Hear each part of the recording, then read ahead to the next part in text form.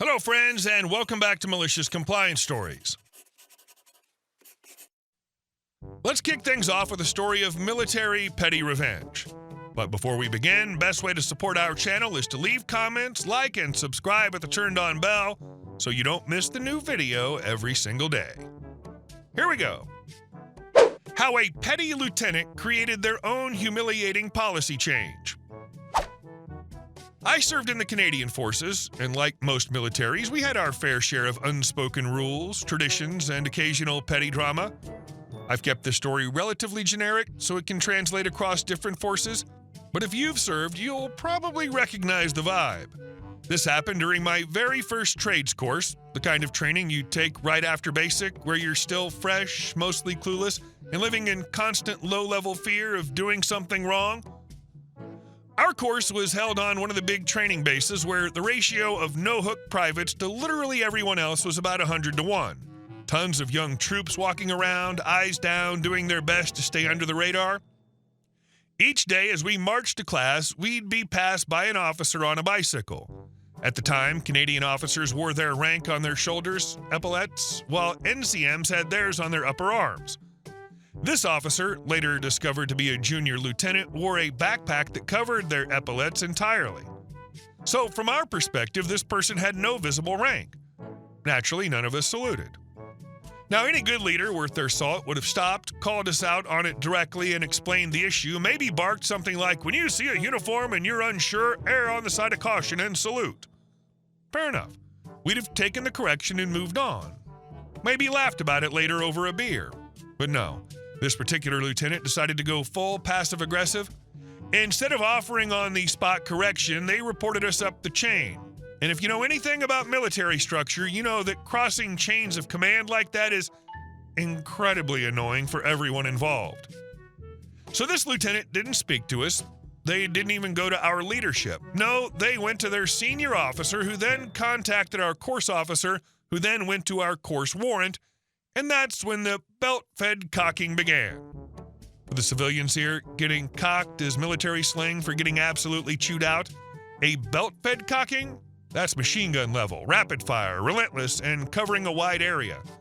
Think of it like a verbal airstrike. To be fair to the infantry among you, I've taken worse since then, but that was my first true dressing down. It was public, it was intense, and it was 100% deserved only because some overly sensitive junior officer couldn't just speak up like an adult. Quick aside for the non-military folks, the worst kind of trouble you can get into is the kind that starts outside your own chain of command.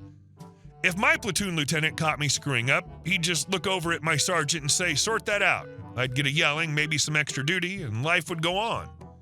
But when someone outside your unit goes up their chain, who then contacts your chain, and it filters all the way down to you, oh, you've embarrassed everyone involved. Officers and NCOs on both sides had to stop their day to read emails, have conversations, and pretend to care. You've basically committed a social war crime, and someone's going to pay for it. That someone is you. So yeah, we took our lumps. We stood there on the drill square, boots locked, getting roasted into ash, and swore up and down that we'd never, ever miss a salute again, rank visible or not. Fast forward to literally the next morning. We're marching to class, trying to look squared away, and there they are, our favorite lieutenant. Still on the bike, only this time their rank is carefully arranged on top of their backpack straps like a visual aid. I swear, they were waiting for it. Our course senior spots them and gives the call, "Company, attention!" We halt, we snap, our eyes forward, and we fire off the crispest salute this base has ever seen. And that's when karma taps the lieutenant on the shoulder. You see, military protocol says that you don't salute while seated. That includes bicycles. But clearly this lieutenant wanted to return the salute. In their moment of glory, they panicked, tried to half-stand, awkwardly straighten their posture, and mimic the seated attention position. Only problem, that shift in balance tipped the bike just enough to throw everything off. Cue full-body wipeout, bike sideways, officer face first on the pavement. It was almost majestic in its clumsiness. Now, we're not monsters. We immediately broke rank and rushed over to help. Malicious? Maybe. Evil? Never. They were scraped up and rattled, but mostly just embarrassed. Not long after, a new directive came down from Base Command itself, like, Base Commander level high? All personnel must wear helmets while biking on base, so no headdress, no saluting anyway.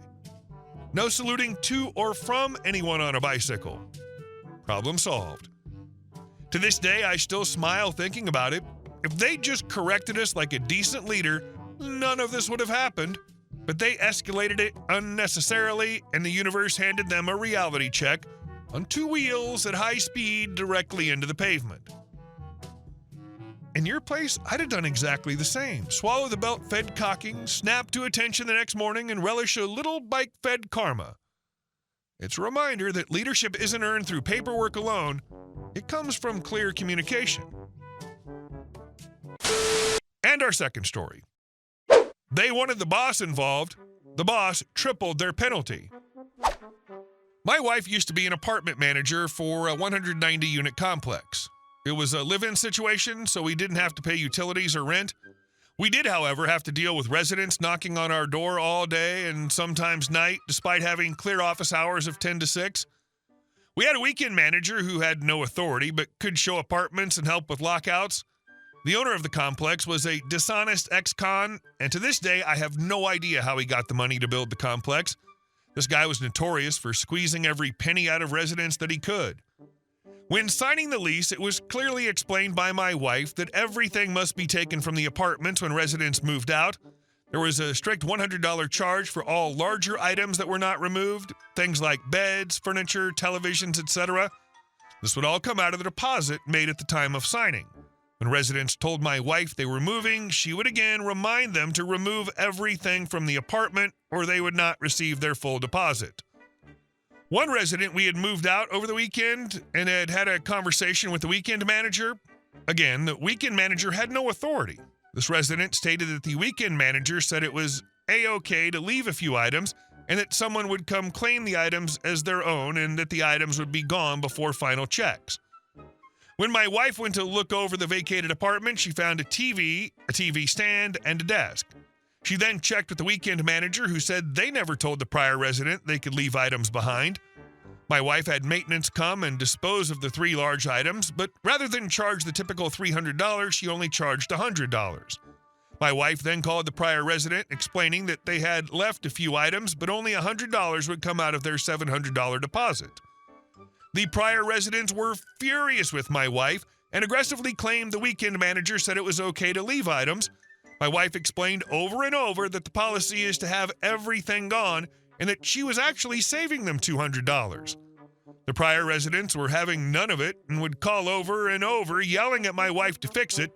The prior residents demanded that this be escalated to the owner. So my wife forwarded the emails from the prior residents and explained that they had been charged $100. The owner read the emails and thought my wife had mistakenly charged $100 instead of $300. The owner then told my wife to withhold $300 from the $700 instead of the prior $100 charge, and the check went out to the prior residents for $400. The prior residents threatened to sue and still called for a while, but after a while they gave up and moved on. Sometimes people should just accept kind gestures rather than throw a temper tantrum. Doesn't even matter who said what. The lease is the only thing that counts. Can you imagine going in front of a judge and trying to use a half-remembered disputed phone call as evidence over a real contract? And our last story. Karen tried to parking police my disabled veteran plates, got herself ticketed instead. Let me set the scene. I'm in my late 30s, a disabled veteran, and while I don't always use handicap parking, I absolutely will on days when my spine feels like it's trying to disassemble itself. I've got disabled veteran plates with the handicap symbol on my vehicle, completely legit. I don't ask for special treatment, but I'll take the accommodations I've earned when I need them. This happened a couple years back around Christmas. Mall parking lot completely jam-packed with stressed-out shoppers. I was having a pain flare-up, so I took a handicap spot near the entrance.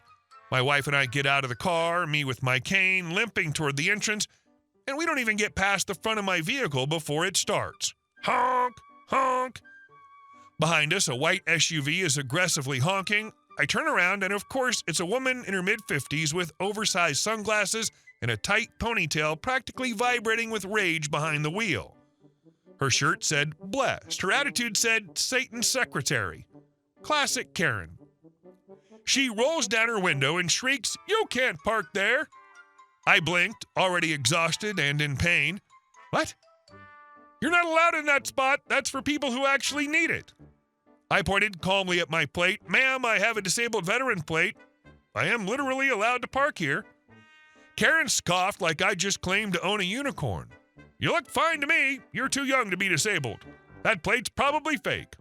My mother has real mobility issues and can't find parking because of people like you." Ah, there it is, the classic "you don't look disabled" accusation. My blood pressure started rising, but I tried to stay calm. "I have a spinal injury. I'm a disabled vet. I'm using this space legally." Karen slammed her hand on the steering wheel. "I'm calling mall security. You're stealing this spot from real handicapped people." At this point, my wife, who'd gone ahead a few steps, turned around and came storming back. She's 5'4", but when she's mad, she channels pure Norse goddess energy. "What the hell's going on?" she demanded. "This woman thinks I don't look disabled enough for my handicap plate," I said. Karen's eyes widened. "I saw his plate. It's not a handicap plate." "It's a veteran plate," my wife said, stepping closer to Karen's car, with the handicap symbol clearly printed on it. "Look again." Karen paused, then leaned out of her SUV, squinted. She froze. Her tone dropped instantly. "Oh, well, that's not what it looked like from over there." My wife wasn't done. "So you decided to harass a disabled veteran without checking anything? You think you get to be the parking police just because you're bored and bitter during Christmas shopping?" Karen mumbled something about misunderstanding and stressful week and quickly rolled her window up. But we weren't done. Security pulled up a few minutes later. Turns out someone else had called them after hearing the yelling. We explained everything. They checked my plate, checked the footage, and nodded. Karen, she wasn't so lucky. Turns out she wasn't even supposed to be parked in that lane. She had stopped her SUV in the fire lane to scream at us. The security guard gave her a citation and told her if she caused another disturbance, she'd be escorted off the premises. We went inside. I bought my wife a coffee and a Christmas ornament that said, "Karma comes gift wrapped." As for Karen, she burned rubber leaving the lot, humiliated and still full of whatever toxic mix she calls a personality. This is crazy. I'm sorry you had to deal with this too. A lot of people think that if you're not in a wheelchair or 100 years old, you can't park there. Why are they so certain and adamant that they're right when the evidence is staring them right in the face? Is there so much cognitive dissonance that their brains tune it out? I seriously can't figure that out. Hey guys, thank you all for watching the video. I'll see you in the next one.